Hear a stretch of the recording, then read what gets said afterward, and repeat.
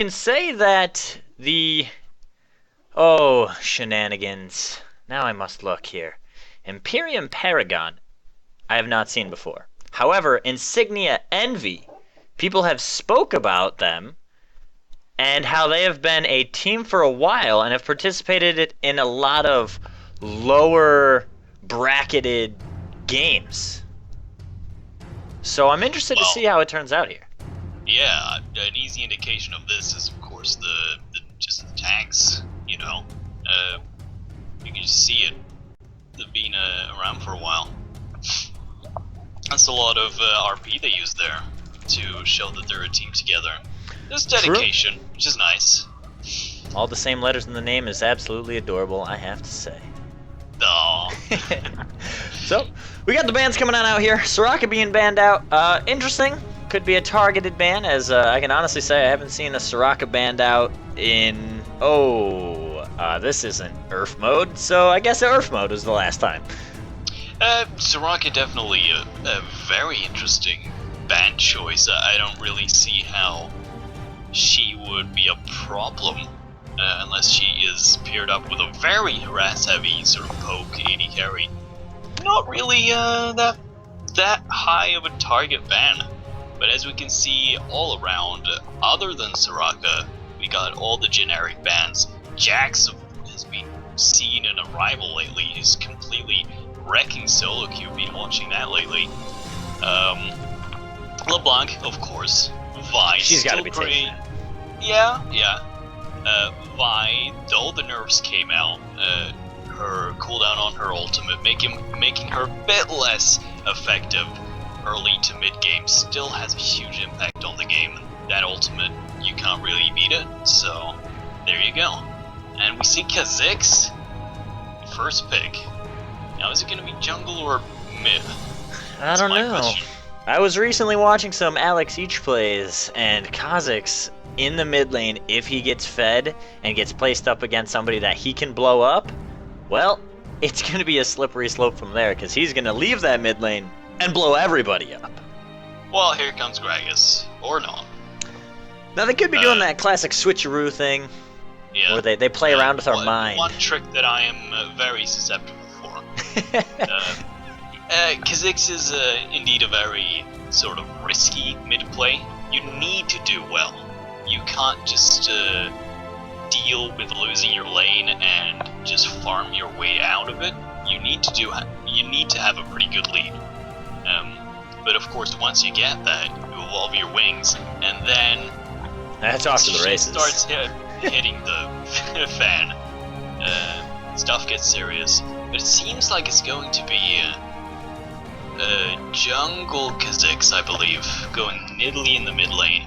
Or it might be some... No, never mind. See, it's always hard to tell. You never know what's going to happen in these games because all the players are platinum and below. We know if it is a diamond team, a challenger team, what they're going to play, what position, because we know that champion's role is best in X lane. However, down here, all of a sudden you're looking at Vayne top with a Quinn bottom and someone freaking out. You never know what's going to happen. Yeah, it's the pioneers of the new meta, I'm telling you. Ziggs, very good pick. Hasn't stopped being a good pick. Not picked as much as he used to be, but still such a good champion all around. You can play so passive with no danger whatsoever. And those bombs in the late game, when they start chunking for a quarter of people's health, he becomes a real nuisance. And in my opinion, he can get a bit worse than Nidalee at times. It just depends on what kind of team you're playing against.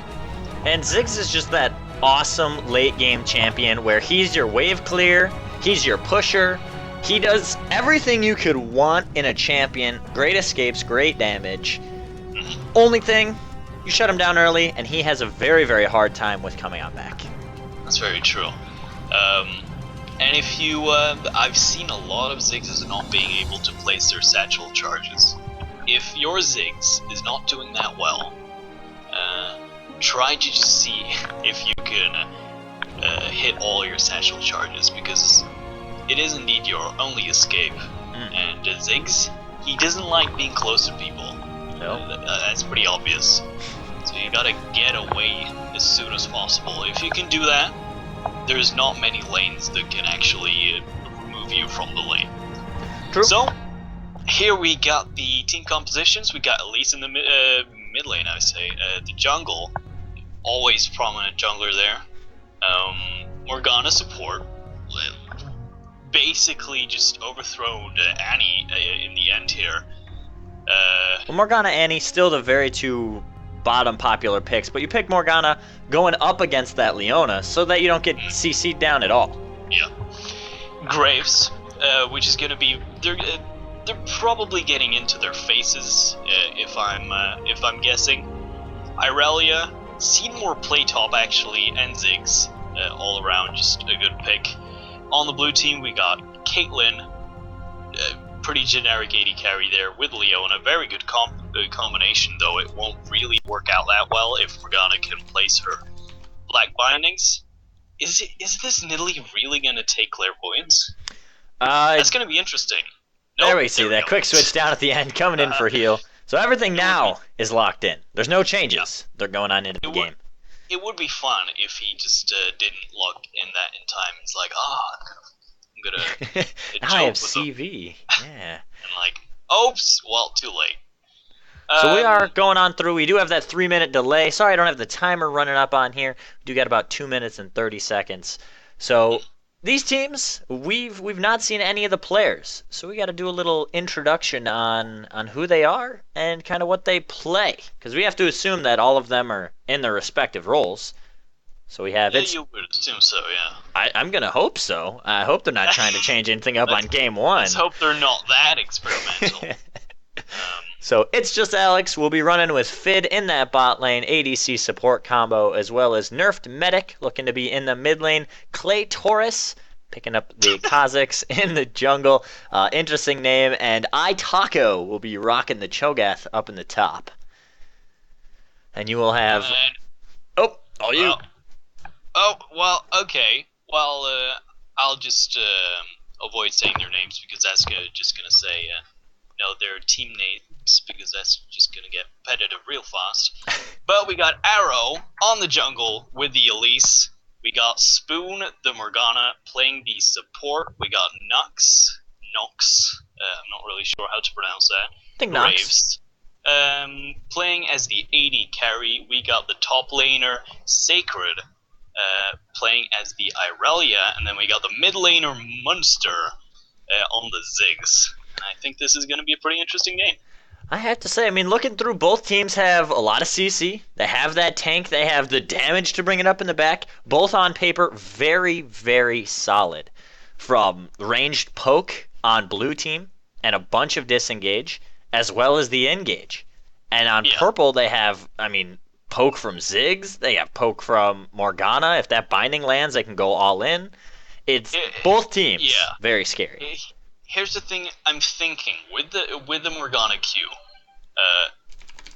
They both have very balanced team compositions in the sense of poke, wait for a good moment, say Leona snare, stun, or Morgana's stun, snare, and then you go in. So they don't really have this dedicated comp where they go for either hard engage or poke. They chose to be on the middle ground, which is, in most cases, what you want to play against a team that you don't really know how to play against. So yeah, pretty same in that regard. Yeah, this is where we get locked and loaded and drop ourselves into the game. I'm pretty excited. The straw poll was dropped. Don't mind the background, as they're both fighting for that championship here. I did not get a chance to change it, but they could still be fighting for Zelda Sword nonetheless, I guess. Could be Victory Sword. And in total, for anyone who voted in the straw poll, it looks that Insignia Envy, by 1 vote, shows to beat the Empyrean Paragon. So we will have to see if your votes are correct here as we start going into that loading screen and soon into the game.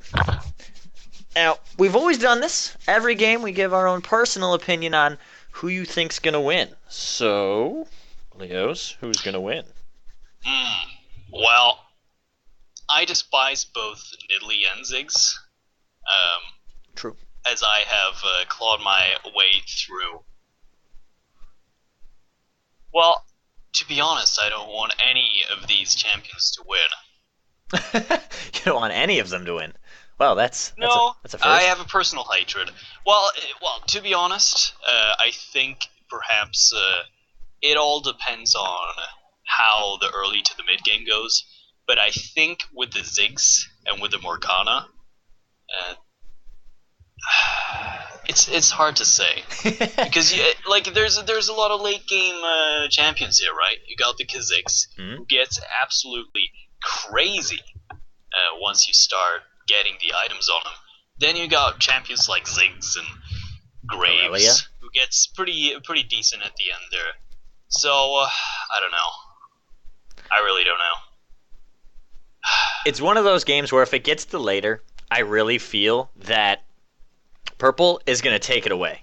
I mean, they have the Aurelia who can blow anybody up. They have Ziggs who can clear waves, and Graves who's going to do so much damage, as well as Morgana. And I just feel personally, if it gets to late game, it's going to be a disaster for Blue Team. However, if they win early, then the thing is, yeah, exactly. And Nidalee, for instance, let's say she gets a couple of kills.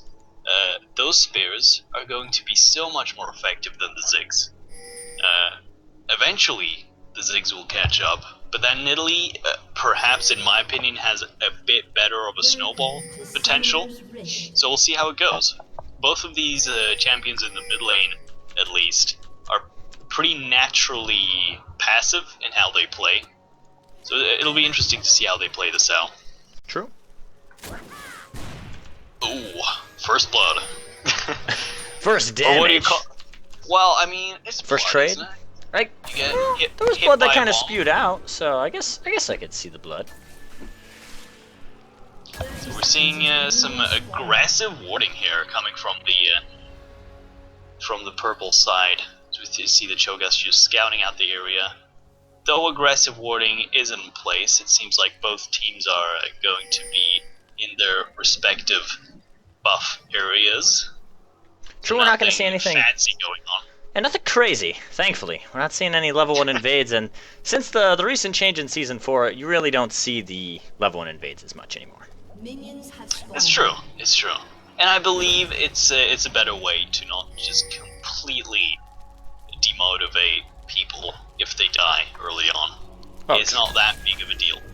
But if you kill someone, if you get that buff, that could be a very valuable thing to have in mind. But it's certainly not as prevalent as it was before. True. If Before you it got was first blood, that was so important. 400 gold right in the 400 pocket. gold. Yeah, that's a lot of gold. And it definitely just swings the entire lane in your favor. So, Now the lane starts. Something interesting to see here. Normally, you're watching junglers will start bottom side always. Always have the ADCs assist the jungler to clear the buff faster, so that they have the faster clear time and go top. However, we're seeing a little bit of a change on Insignia Envy, starting at the red buff, working their way on down. Yeah, you can see the, as we can see, the Ziggs sort of a bit quicker, but not to the point where it actually matters.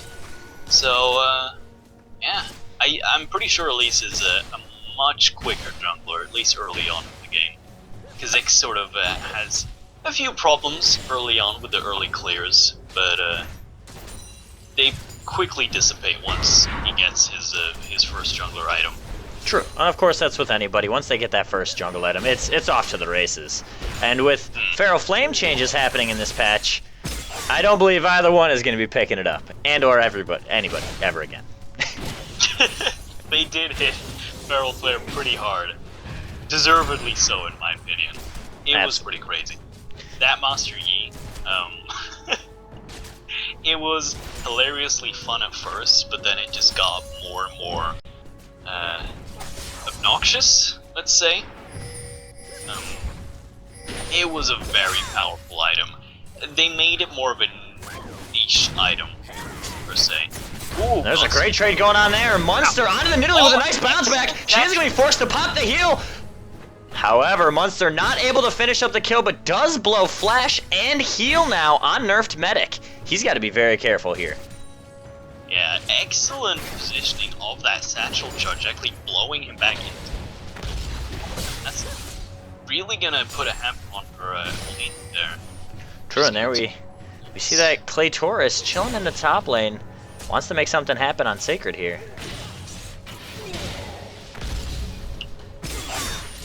Zig's just waiting here because it doesn't seem Oh, like there's nerf back getting engaged on in the middle of the spider, be able to pick the kill. It cannot. So close.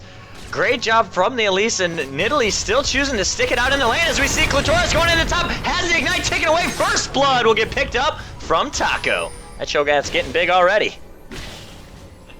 Nice and fit. Zig's being patient, they're actually paying out in the end, getting the first blood on the top lane, which is very valuable.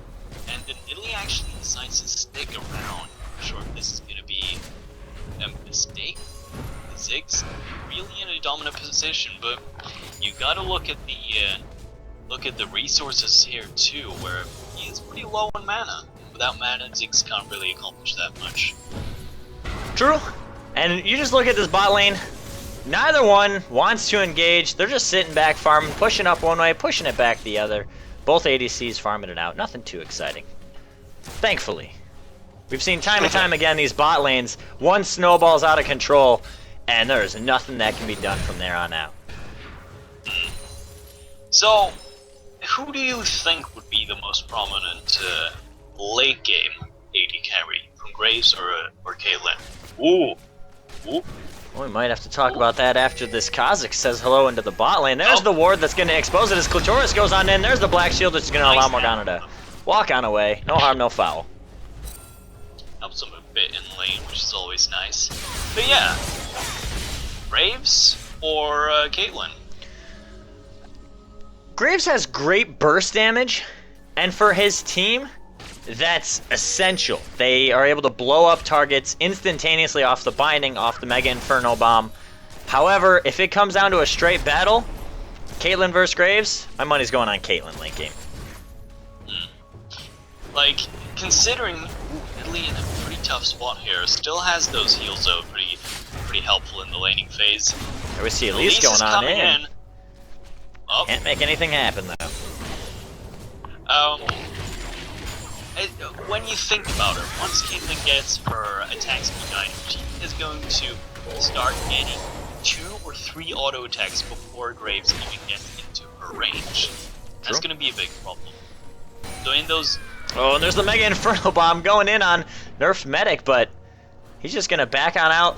Nerf Medic playing very dangerous, but knowing the champion well enough to use the heals and stay in that lane. Yeah, has not backed yet.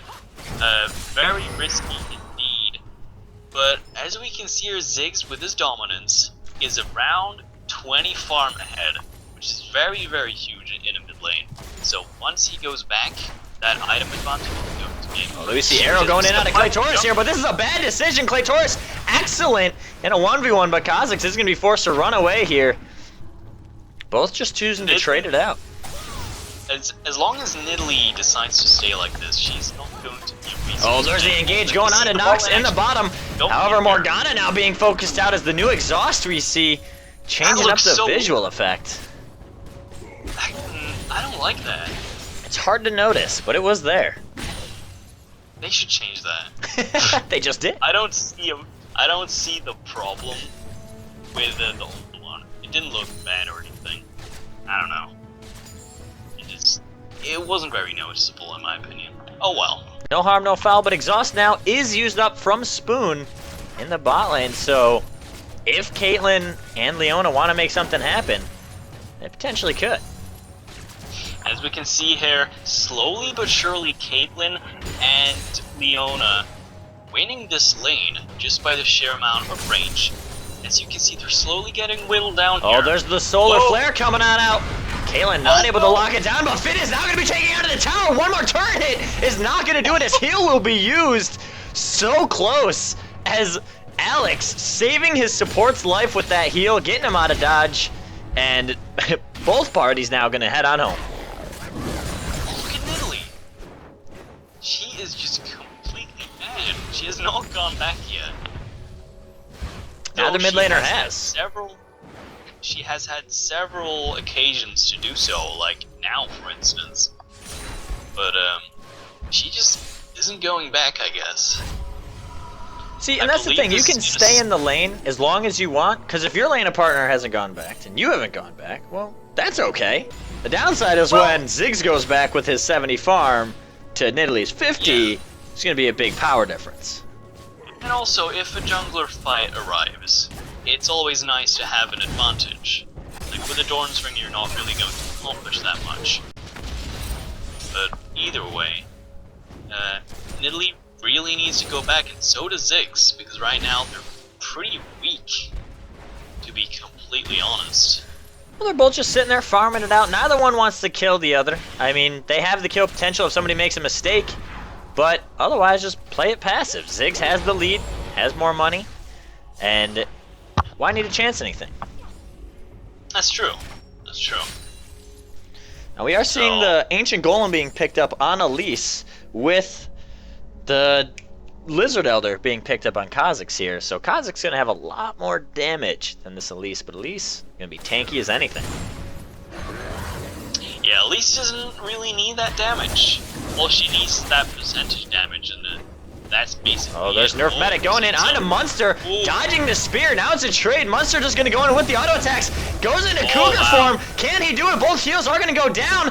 Nerfed Medic continuing on the flash is gonna be used. However, Nerfed Medic with the counter flash and heal is going to escape as Elise trying to make something happen is not gonna get close enough. Great play from Nerfed Medic, knowing his champion and making that happen. Yeah, that was actually a very, very good play from the Nidalee there, using her Cougar form, seeing the Ziggs out of his mana, basically not being able to do anything. And the thing about Ziggs is once Nidalee gets close to him like that, he's gonna have problems. Because it's hard to land skill. I don't care what people say, it's harder to land skill shots when people are close. Try to use Enchanted Crystal Arrow point blank. I dare you. Yeah, it is impossible. Try landing Syndra Stun when people are close.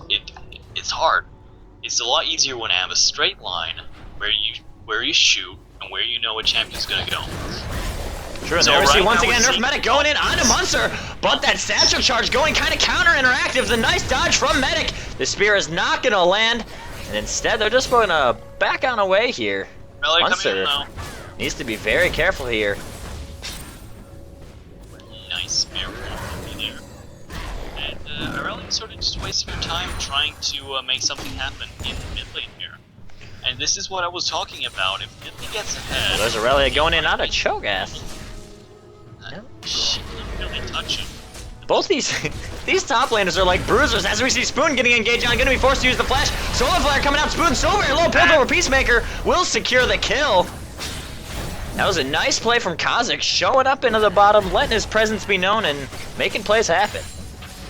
Yeah, this Kha'Zix definitely doing a very good job at the moment. Elise hasn't really had the opportunity. Will they go for the dragon here? They should. I mean, they will. There's no vision on it. They just forced the bot lane back. They should take that, no problem.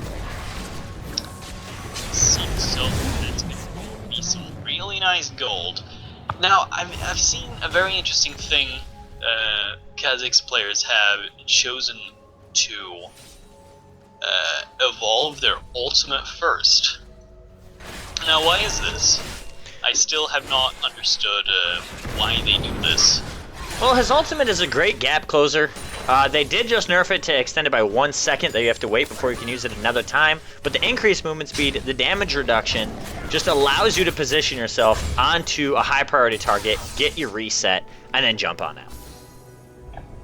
Yeah.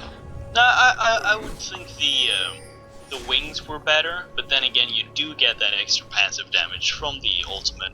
It's something that I haven't seen before, but apparently something. Ooh. Oh, there we see Sacred going in onto Claytoris. Claytoris taking a lot of damage. Is going to be forced to ult away as Arrow comes up now. Will the Cocoon come out? However, it will not. Both parties just going to back away. There we go.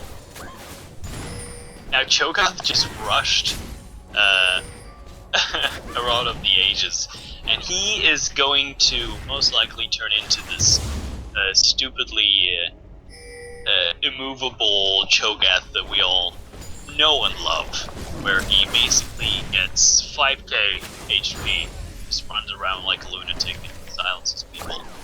Such True. joys. Those are the good days. Old-fashioned show. I remember in Season 1, you could have your masteries and runes set up so that you would start Cho'Gath out with 1000 HP. That was very fun. Oh goodness. You just become unmovable. Yeah, And one thing to take a look at, both ADCs staying right on par with each other, Boots being picked up by the Caitlyn. Both have that Bloodthirster, farming it on out. And the only time we've seen action down there is when Kha'Zix has made a play. And off of it, they picked up the dragon. And who knows, when the next dragon comes on up, I mean, we see that Empyrean Paragon is showing us that they have dominance. They know what to do. When the going gets tough, they get going. Yeah, this lane at the moment, even though they got a kill, it doesn't seem like they can really make anything happen. So most of the movements in this lane. And there we see Elise going on in. However, Claytora shows on up. The binding isn't going to land on anybody. The Solar Flare coming on out. Our Graves is going to be exhausted. However, will the ultimate echo? It is not going to be enough. Ziggs with the Mega Inferno Bomb is not going to land on anybody. Spoon taking very low. Flash from Claytoris. And we'll see it's just Alex walking out with 2 kills in that fight. 3-0 and 1. Now Caitlyn's a threat. Oh, as we see Sacred getting dived in the top lane. Cho'Gath using that Feast True Damage to just show who the boss is. As nerfed Medic taken very low here, but Ziggs, with no Mega Inferno Bomb, can't secure out the kill. Yeah, 475 plus 60 with the AP ratio. True damage on a champion. Even I did not really expect that amount of damage. Basically chunked a quarter of her health, and then just the ignite for the kill there. Always catches people by surprise. Very, very good ultimate. Once you get into that range, that damage is pretty hard to deal with. So, right now, 2 towers, 7 kills. We're 16 and a half minutes into the game. They have 1 dragon so far. Cho'Gath showing his dominance by taking the red. With the steal on red buff, Arrow is not happy about that. That's great. Oh, as there we see the pop-up going in onto Munster. Can they secure it out? There's a Solar Flow that is going to lock him down, as well as the Feast. Finn now taking it out as Aurelia comes in, going in onto Nerf Medic using the ultimate, but is going to get popped up from Taco. As now we see Empyrean Paragon just going to back on out. However, Kha'Zix showing up. Claytoris wants to go in there for the kill. We see Leona locking out Sacred in the background. Aurelia so very low, as well as Arrow here. They're not going to go on to any farther. They should be able to push down this turret and pick it up, though. Yeah, so far showing complete dominance. There's the spear from downtown. Arrow lights out. He's going home the quick way, as we see Spoon now forced to flash away. There is no flashes at all on Insignia Envy, -6. As they're trading tower aggro here, we're seeing complete dominance here. Just pushing in for the next tower, or are they going to play safe on this one? They are opting to play safe, which might actually be a good choice. Yeah, no need to get aggressive. If you have the advantage, don't throw it. Keep it. Play smart. Oh, there's a huge difference between gold on these teams, and you can just see from Cho'Gath being almost 3,000 up. We have Kha'Zix 2,000 up over Elise. The mid laners very close, only a few hundred up on Nidalee, but then ADCs 2 grand difference, and supports, of course, they come into the effect here with Leona up a considerable amount on Morgana. I think they should have gone in on that, to be honest. Oh well. Well, they could have, but no vision. Play careful. Well, that's boring. You gotta play stupid. Not at all. That's the way I do. Either way, though, Caitlyn's showing that she is fed, and right now, she's not very scared of that Graves. It's a clear indication that Here we see Dragon. Like, they can't even deal with the 2v2 at this point, and that's when you start running into trouble. You see Italy just chunking damage here. Oh, and there's Taco going in on the top. Can he kill Sacred? He cannot. Instead, it's just going to force him on back. The Dragon does fall. There's a pop-up. Not able to go and finish it out. But Empyrean Paragon definitely controlling this game and doing whatever they want, whenever they want. Very much so, yeah. And right now they have a very good team for it too. They have excellent sieging with the Caitlyn. And I mean, that's basically all you need. A Caitlyn with a fully stacked Bloodthirster and soon to be Infinity Edge 2, I believe. Or perhaps a Last Whisper. Either way, Caitlyn, very, very good sieging champion. And are you forgetting about Nidalee? No, of course not. Okay. But she doesn't do the damage. She does the people turrets. damage. She does the people damage, where she just starts chucking spares everywhere, and there's no counterplay. Like, you can have vision, sure, but someone is gonna get hit by a spare eventually. And when those chunk you for half your HP, just one spare can change the entire way a fight goes. So that is most likely what they're going to try to do at least. We're seeing some resistance. They're just sort of playing cool at the moment. Laning phases are definitely over, as you see. Everyone just sort of grouping up mid, waiting for the eventual fight that will happen. And this is going to be it. Nidalee has the blue buff. All Empyrean Paragon has to do now is push onto the mid. They have Caitlyn for poke, they have Nidalee for poke. Once that spear lands on 2 people, you can push the tower down because Insignia and Envy can't fight. They have to back off. That is very true. So, yeah, Nidalee exceptionally well at capitalizing on your team doing well. Because you can